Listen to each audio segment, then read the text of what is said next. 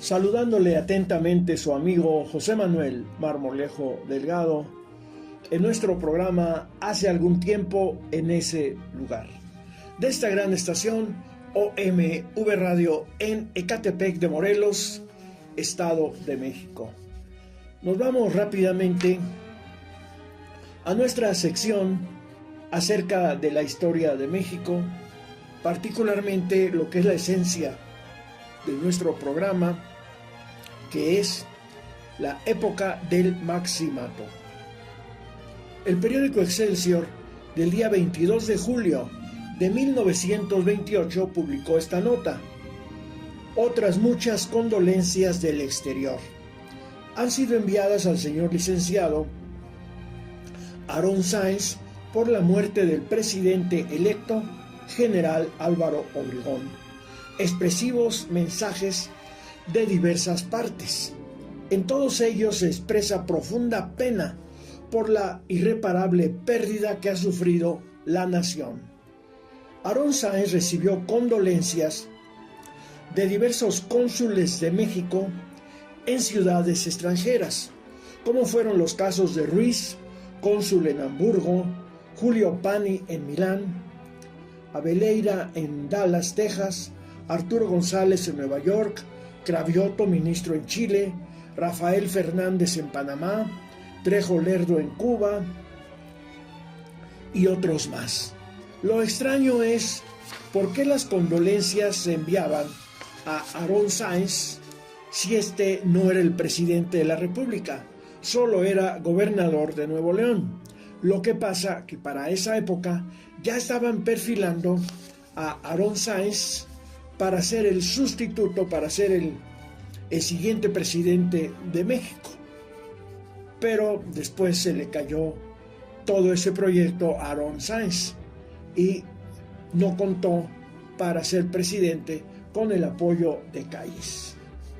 En una sección del periódico Excelsior, que era una especie de resumen de las noticias más importantes de la semana, encontramos lo siguiente: lunes 16 de julio del 28.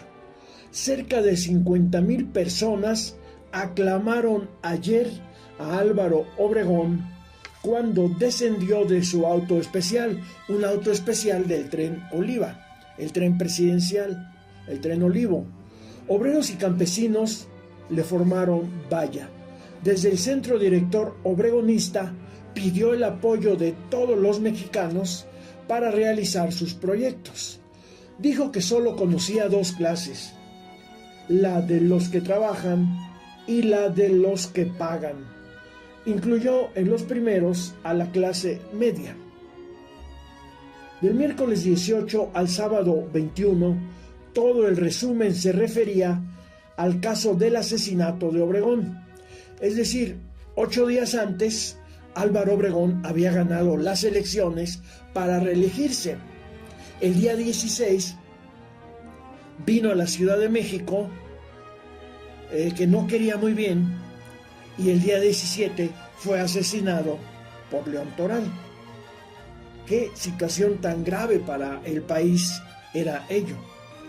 En la sección de rotograbado de Excelsior se publicó una secuencia con fotografías relacionadas al homicidio. La principal gráfica muestra el frente del Palacio Nacional abarrotado por una gran multitud de ciudadanos, además de soldados y policías, formando valla e innumerables automóviles. Su pie de fotos dice: la Plaza de la Constitución, en momentos en que el cortejo fúnebre del general Obregón salía del Palacio Nacional rumbo a la Estación Colonia, donde el cadáver del presidente electo fue depositado en el tren presidencial para enviarlo a Sonora. La estación Colonia, la estación del tren Colonia, se encontraba en la calle de Sullivan.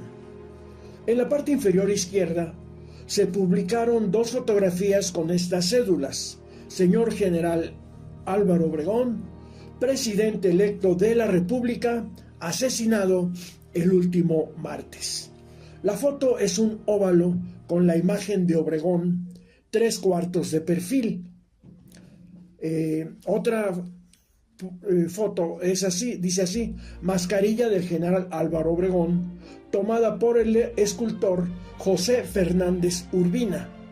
En la parte media de la plana aparece otro óvalo con el rostro de León Toral, con este texto: José de León Toral, asesino del presidente electo. Al centro, una fotografía que muestra una concentración multitudinaria.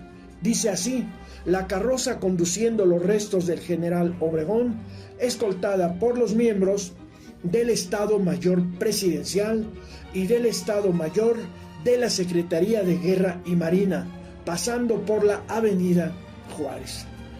En medio, a la derecha, hay otra fotografía cuya leyenda dice: el sitio en que fue asesinado el general Obregón, en el Parque de la Bombilla, durante el banquete que le fue ofrecido por la presunta diputación guanajuatense.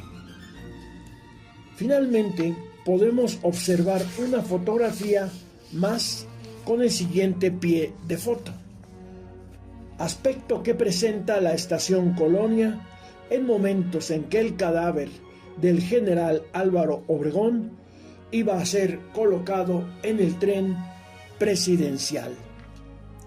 Ahora nos vamos, dejamos un poco el periódico Excelsior, nos vamos a la revista Proceso, cuando era decente esta revista, y dice así: la revista Proceso, en esa época, era ya un gran acervo de investigación histórica. Lamentablemente han destruido en la actualidad a esa revista.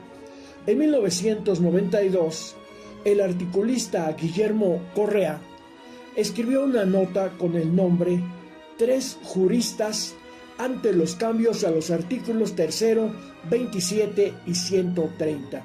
Era la época de Carlos Salinas. Abuso por exceso, Martínez Báez. Alejamiento de su espíritu, Serra Roja. Las reformas necesarias, Burgoa. Algunos juristas opinaron que la gran cantidad de enmiendas que la Constitución mexicana ha sufrido a lo largo de sus 75 años de promulgación la han modificado suficientemente, en demasía. Antonio Martínez Báez habló de abuso. Andrés Serra Rojas de que las modificaciones la alejaron de su espíritu original, y el doctor Ignacio Burgoa Orihuela expresó su acuerdo con los cambios, considerando positivo los correspondientes al 3, 27 y 130. El priista Martínez Báez dijo que los artículos 27 y 130 no se cumplían, que no era necesario modificar la Constitución, sino respetar la vigente, y que para modificarla era necesaria una nueva revolución, porque de lo contrario solo se harían cambios coyunturales peligrosos, como los dos que hizo el general Álvaro Obregón, simulando a don Porfirio para reelegirse. El tema de la reelección en el salinismo se puso de moda. Se sospechaba que Salinas quería reelegirse. Andrés Serra Rojas consideró que tantas modificaciones a la Constitución eran síntoma de inestabilidad en el país. Rechazó las reformas al 27 constitucional porque con estas los extranjeros podían apropiarse de la tierra mexicana, tal como ocurrió. Afirmó que la modificación al 130 no cambiaría un ápice la situación, porque nunca se aplicó, como tampoco las leyes de reforma no fueron aplicadas durante la época del gobierno de Porfirio Díaz. ¿En qué va a cambiar que un sacerdote pueda votar? Cuando les dio la gana lo hacían, y la reforma al 27 eran un peligro porque regresaría el latifundio. En cambio, Burgoa Orihuela dijo que afortunadamente las reformas al 27 hicieron desaparecer el ejido, sistema que convirtió al ejidatario en un paria, en un siervo, un explotado de los comisariados ejidales y de la Secretaría de la Reforma Agraria. Vaya lo que decía este señor, que el ejido fue el causante del atraso de México, que con los cambios los ejidatarios jurídicamente se convertirían en personas humanas y que mejorarían sus ingresos y calidad de vida. Vimos que no fue así, sino fue todo lo contrario, que el artículo 130 era una vergüenza, espurio, ilegítimo, no aprobado ni votado, que entró al cuerpo constitucionalista en Querétaro por un fraude de Heriberto Jara y de Francisco J. Mújica, que el tercero permitió la proliferación de la educación privada. Remató calificando al pueblo de ignorante y susceptible de ser engañado y por tanto incapaz de proponer modificaciones, pues ese era el pensamiento derechista que durante tanto tiempo dominó en México.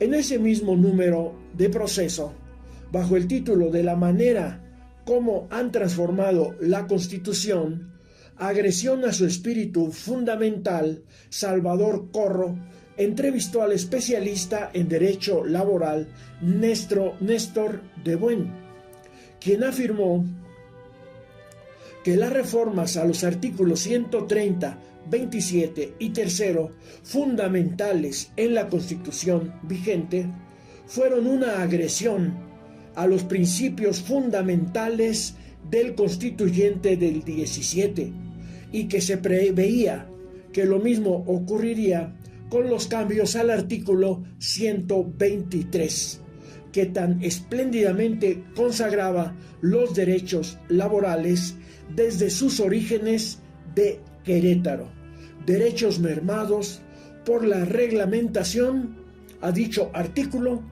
en 1931 y la creación de la Ley Federal del Trabajo.